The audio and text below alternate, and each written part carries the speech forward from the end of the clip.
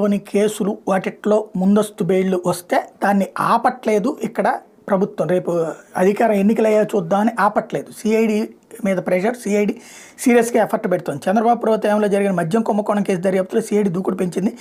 చీకటి జీవులతో అస్మదీయ కంపెనీలకు అడ్డగోలుగా మద్యం కాంట్రాక్టులు కట్టబెట్టి ఏటా 1300 కోట్లు కొలగొట్టిన చంద్రబాబు ముఠ అవినీతి మీద దర్యాప్తు వేగవంతం చేస్తుందంటూ సాక్షి రాసుకొస్తుంది.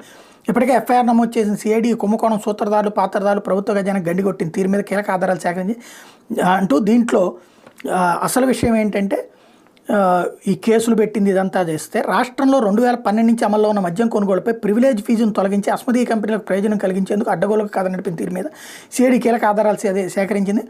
ప్రివిలేజ్ ఫీజును కొనసాగించడంతో పాటు 10 రెట్లు పెంచాలని అప్పుడు ఎక్సైజ్ శాఖ కమిషనర్ నోట్ ఫైల్ పంపారు. దానిపై కేబినెట్లో చర్చించలేదు. కానీ కేబినెట్ సమావేశం ముగిసిన రోజే సాయంత్రం మళ్ళీ అదే ఎక్సైజ్ కమిషనర్ ప్రివిలేజ్ ఫీజు రద్దు చేయాలని ప్రతిపాదనతో నోట్ ఫైల్ పంపారు.